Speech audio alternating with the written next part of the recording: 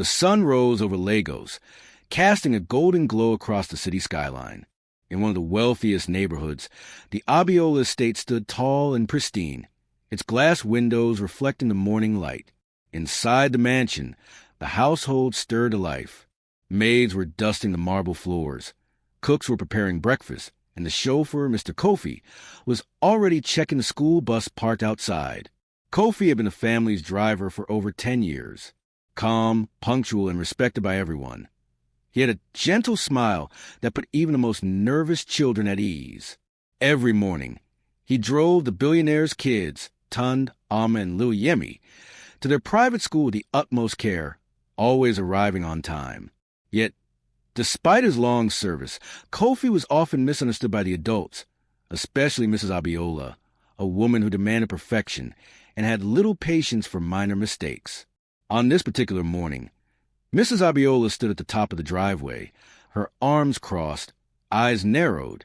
She had noticed a speck of dust on the bus roof and a slightly wrinkled seat cover. To anyone else, these details were insignificant, but to her, they represented carelessness. "Kofi," she called sharply, her heels clicking against the marble steps as she descended. "Do you even care about your work? This bus is supposed to be spotless. The children are representing my family at school. I cannot have them traveling in something so unkempt." Kofi approached calmly, lowering his gaze respectfully. "Good morning, Ma. I polished the bus yesterday. If there's dust this morning, I will clean it immediately." Mrs. Abiola's eyes flashed. "Immediately? This is unacceptable.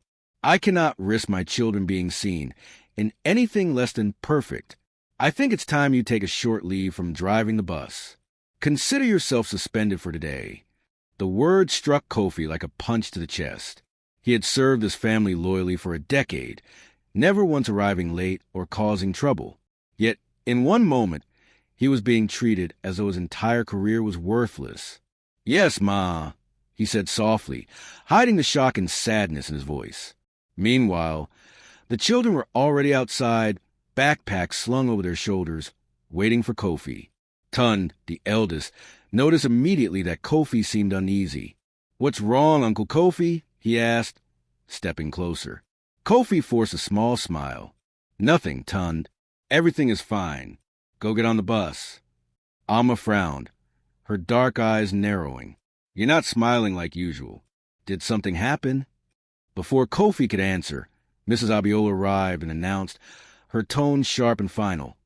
"Children, your driver will not be taking you to school today. He is suspended." A heavy silence fell over the courtyard. The children exchanged worried glances. Kofi's shoulders sagged, but he maintained his composure. He bent down at Tund and whispered, "I'll be back soon. Children, be good, and remember to stay safe." Tund, Amma, and Yemi's eyes filled with confusion and worry. They couldn't understand why someone so kind and careful was being punished. They loved him dearly. For years, Kofi had not only driven them safely, but had also protected them from dangers they didn't even know existed. As Mrs. Abiola watched, satisfied that she had asserted authority, the children climbed into a replacement driver's vehicle, reluctant and uneasy. Kofi stepped back, his heart heavy, and watched them drive away. But the children had already noticed small details that the adults could never see. They remembered how Uncle Kofi had braked suddenly one rainy morning, avoiding a speeding motorbike that could have crashed into the bus. They remembered how he noticed a pothole filled with water that would have swept their shoes off. And they remembered how, just last week, he had saved Yemi from choking on a piece of candy before school started. The adults couldn't see these moments, but the children did, and they felt that something vital had been overlooked. As the bus disappeared around the corner with the new driver, Tund clenched his small fists. "We can't let him be punished like this," he said fiercely. "He's the only one who cares about us. We have to tell Mom the truth." Amma nodded, determination flashing in her eyes. "Yes." She doesn't understand. She thinks it's just a bus, but Uncle Kofi, he saves us every day. Yemi, the youngest, hugged Kofi's hand tightly. "Please don't be sad, Uncle Kofi. We love you." Kofi's chest tightened. He wanted to reassure them, to tell them it was all right, But he knew their mother's temper would only escalate if he protested. He let out a quiet sigh, hiding the tears threatening to fall, and whispered, "Thank you, my children. Remember, stay alert and be good." Back at the mansion, Mrs. Abiola believed she had corrected a mistake. But inside, a seed of doubt had already been planted. She didn't know that the children were already plotting to reveal what Kofi had done for them, what he had protected them from, and how he had saved their lives multiple times. Small heroics that went unnoticed by the adults, but meant everything to the children. The children, huddled together in their bedroom later that morning, began recounting all the times Kofi had kept them safe. Tun spoke first, with Amma and Yemi adding details. "Do you remember last week when the man tried to grab my backpack?" Tun asked. "Uncle Kofi saw him and drove away so fast. He saved me," Amma chimed in. "And when the rainstorm came, he stopped the bus just in time before it slid near the bridge. Mom doesn't even know that." Yemi added softly, "He always makes sure I don't get hurt. I like riding with him. He's the best." The children's hearts were heavy with worry. They couldn't believe their mother would punish someone who protected them every day. They knew they had to act, but they didn't know how. Little did they know the truth they were holding. The story of Kofi's vigilance, courage, and quiet heroism was powerful enough to change everything in the mansion. It was only a matter of time before the adults would learn what the children already knew, that suspending Kofi was a mistake that could not go uncorrected. And so, the first day of Kofi's suspension ended quietly, but with tension rising in every corner of the mansion.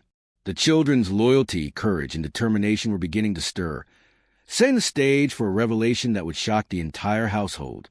After the children returned home from school, the mansion felt unusually quiet. The silence was heavy, almost oppressive, as if it were pressing down on Tund, Amma, and little Yemi. The absence of Kofi, their devoted school bus driver, was palpable. His usual cheerful greeting, the gentle way he made sure their backpacks were secure, the careful checks on the bus before they climbed in, all were missing. And suddenly, they realized how much they had taken him for granted. Tun paced back and forth his room, frustration written all over his face. Mom doesn't understand. She thinks he's just a driver, but he's so much more than that. He keeps us safe every single day. Amma, sitting on the edge of her bed, nodded vigorously. "I know.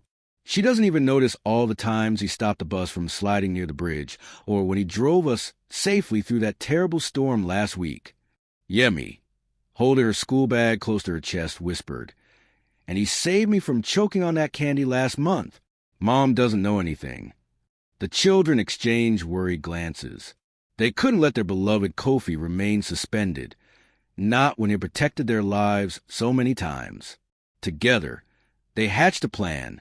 They would gather proof of his heroics and confront their mother directly, gathering evidence. First, they retrieved their school notebooks, where Kofi had written reminders about safety precautions during school trips. Then they found messages on their phones where other parents had praised Kofi for his attentiveness and quick thinking. One parent had even shared a video of Kofi stopping the bus just in time when a stray dog darted onto the road. Tun compiled everything into a folder. "This is perfect. Mom won't be able to ignore it now," he said, his fingers trembling with excitement. Amma nodded. "We have to be careful. If we approach her the wrong way, she'll get angry and refuse to listen." Yemi added softly, "We just want him back. He doesn't deserve to be punished." With the folder in hand, the three children marched to their mother's study. Mrs. Abiola was seated at her mahogany desk, reviewing investment reports on her laptop. She barely looked up as the children entered. The confrontation. "Mom!" Tun called out, his voice steady but filled with urgency. "We need to talk. About Kofi." Mrs. Abiola raised an eyebrow. "What about Kofi?" Her tone was sharp, defensive. "I've already made my decision. He is suspended. End the discussion." Amma stepped forward, holding the folder. "Mom, please, you don't understand. Kofi isn't just a driver.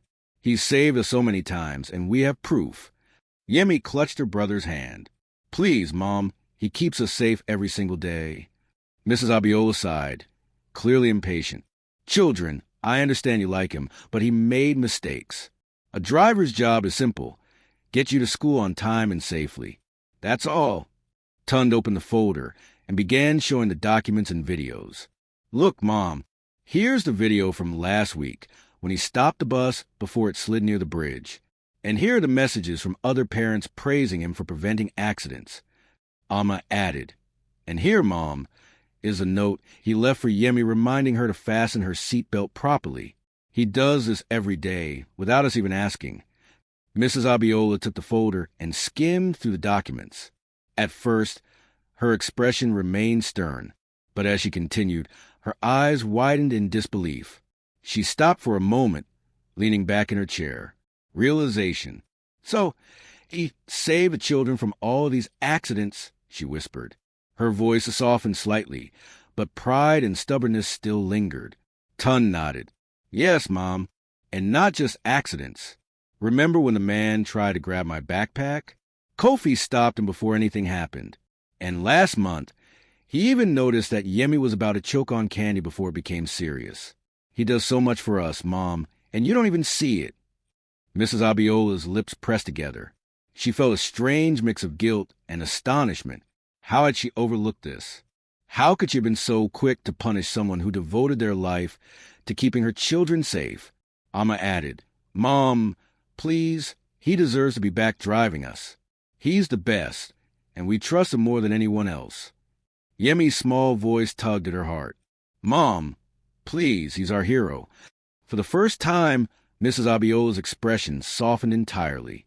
She set aside the folder and closed her laptop. She realized that punishing Kofi without understanding the full story had been a grave mistake. The decision. Mrs. Abiola took a deep breath, trying to compose herself. Children, I didn't realize. I thought I was correcting a mistake, but I see now. He has been protecting you all without expecting anything in return. Is that right? The children nodded enthusiastically. Yes, Mom. He's saved our lives more times than we can count. She pinched the bridge of her nose, feeling the weight of her own pride. I need to speak to Kofi personally. I need to understand everything myself before I make this right. Tund, Amma, and Yemi exchanged hopeful glances. They knew that once their mother saw the full truth, Kofi would be reinstated immediately, setting the stage for Section 3. That evening, Mrs. Abiola sent a message to Kofi. Please come to the mansion. We need to talk. Kofi arrived promptly, nervous but composed. The children waited eagerly, their hearts pounding with anticipation. They were determined that their beloved driver would finally receive the recognition and respect he deserved. Little did anyone know.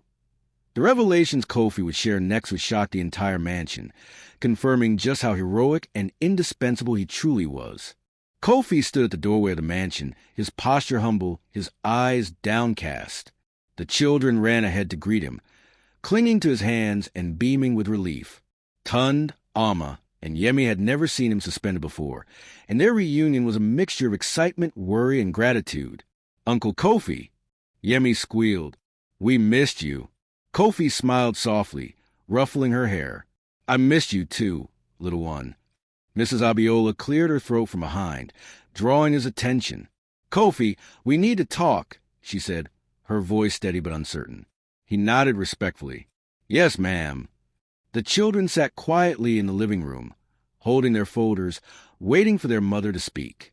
Mrs. Abiola gestured for Kofi to sit across from her at the grand mahogany table. I reviewed what the children showed me, she began slowly, and I must admit I was wrong to suspend you without understanding the full situation. But I still want to hear from you everything. Kofi took a deep breath. Thank you, ma'am. I'll explain. Revealing the heroics. He began with the incident that had gone unnoticed just last week. There was a pothole on the road leading to the school.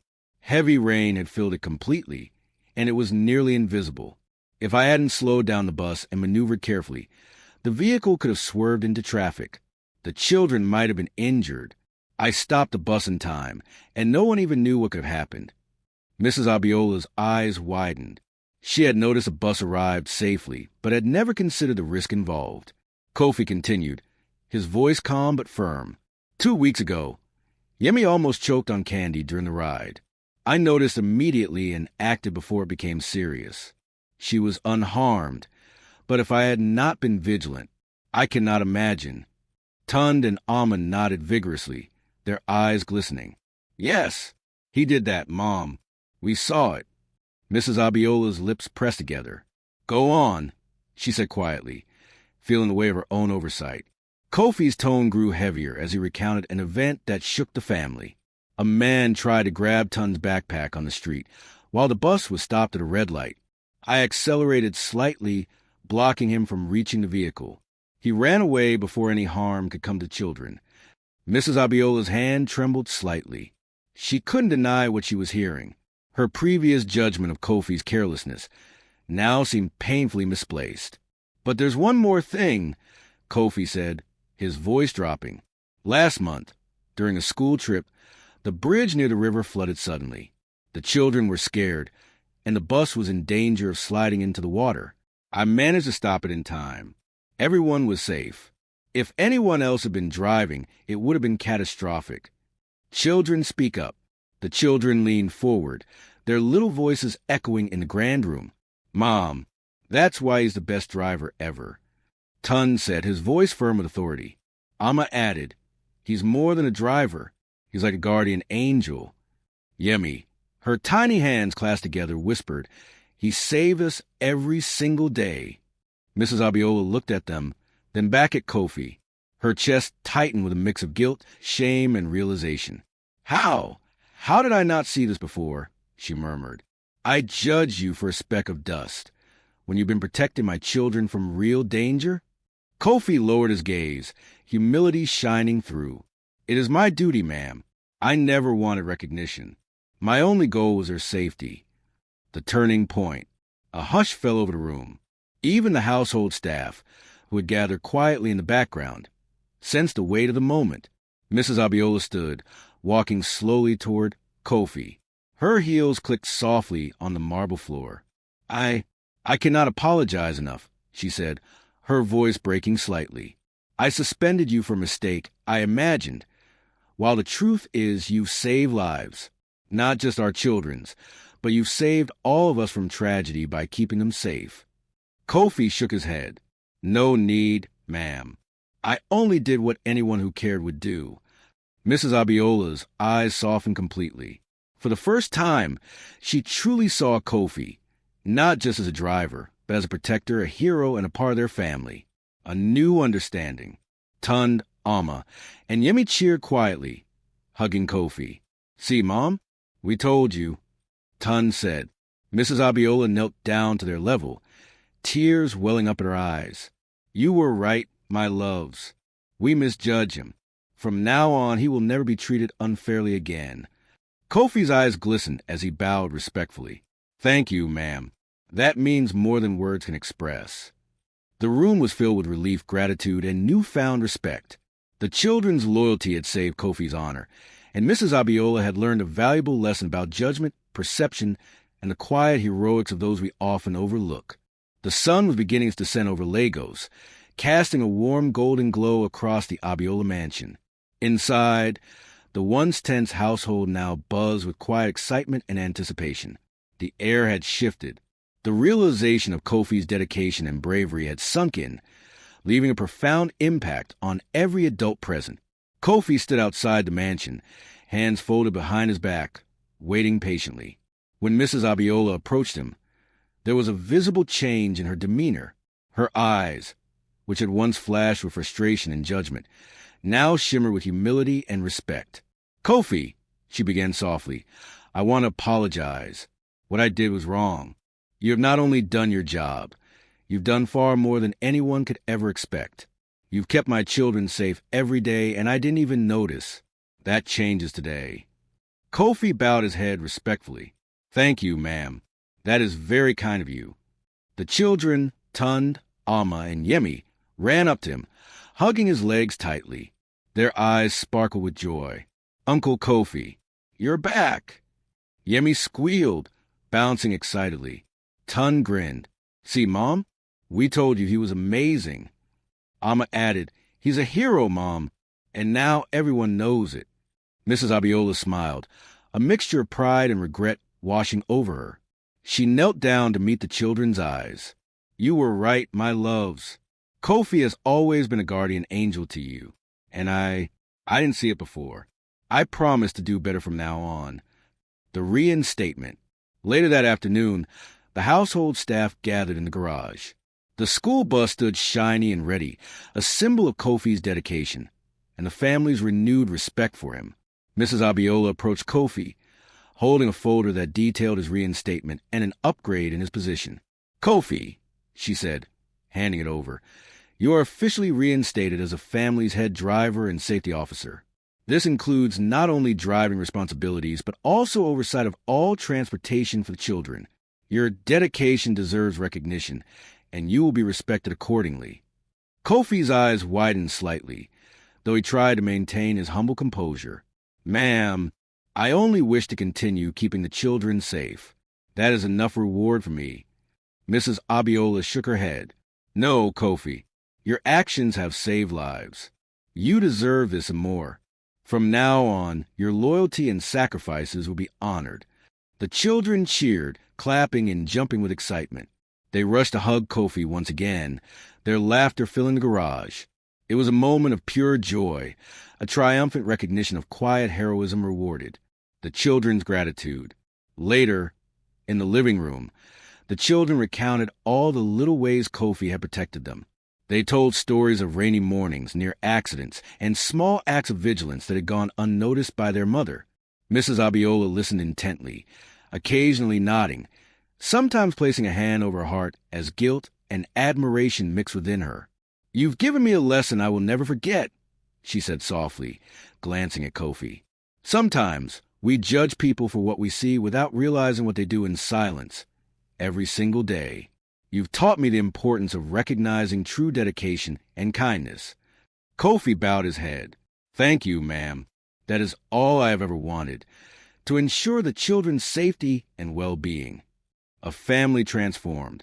From that day forward, the Abiola household carried a new sense of respect, humility, and gratitude. Kofi's reinstatement brought not only the restoration of his dignity, but also a profound change in the family's dynamics.